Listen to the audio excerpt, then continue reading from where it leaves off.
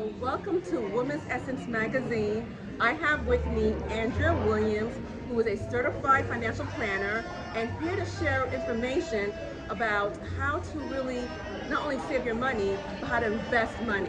Because one thing right now, right, women, we are making money now, correct? But the key thing is not just to save it, but also know how to invest it. So Andrea Williams will be happy to help us understand the nature of money and really how to make it work for you. Andrea, thank you for being here. Thank you for having me. No problem. So please share with us how, as women, can we use our money intelligently Yes, and make it work for us? right. So first and foremost, we have to spend less than we make. That's the key. That's hard to do at times. It's very hard to do. Right now we're dealing with record inflation in these past years, so it's a bit more challenging. But you've got to sit down. You've got to be intentional. You've got to have a spending plan. You have to have a goal around how you're going to allocate your money. What's going towards bills, what's going towards future planning, and also what's going towards short-term planning. You have to have money that's set aside for emergencies. So we typically want to have 3 to 6 months of our monthly expenses set aside in a savings account for rainy day. And then after that, you absolutely want to make sure that you're allocating some money towards your employer-sponsored plans if you are employed. And if you're self-employed, you definitely want to make sure that you're working with a financial professional to open up a self-employed retirement plan. And sometimes that can be a SEP IRA, stands for self-employed pension, or a solo 401k, where it's a 401k plan, but for people who are solo, people who are self-employed. So those are kind of the key areas that are just mainstays. They're baseline. That's where people need to get started. And then everything above and beyond that really should go towards further investing, real estate, making sure that your family is passing on generational wealth, making sure that you have things like life insurance in place. All of these things are incredibly important to have a good foundation in building a wealth plan. Now, how could women look for a good certified financial planner that helps them with their money? Easy.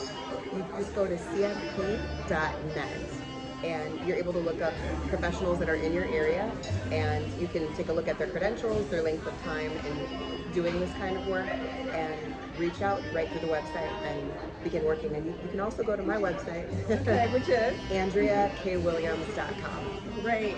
Now, what advice would you give to young women right after college and want to do, they have student loans Yes. and want to explore and get their own place independent from their family? Right. What advice would you give to someone who's like 20, 21 years old? Yes. Your first paycheck, it's so important to make sure that you start to map out a budget and really try to stick to it.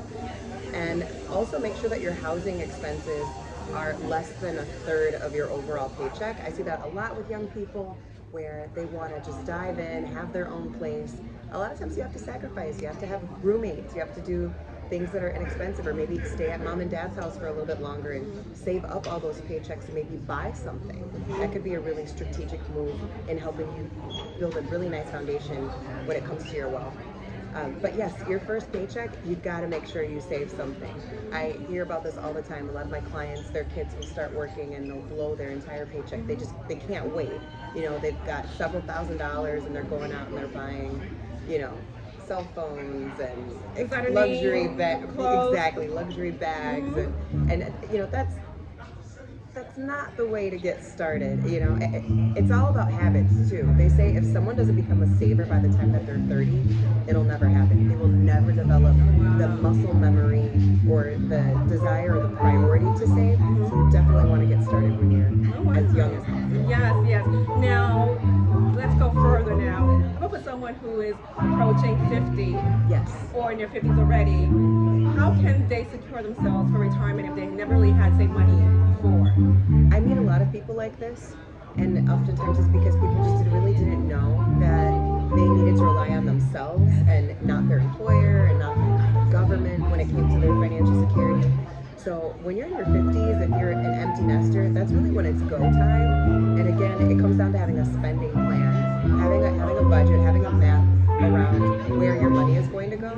But oftentimes, if you start saving that late in life, you may have to take half of your paycheck and put it towards investments in order to make sure you have a large enough nest egg so that by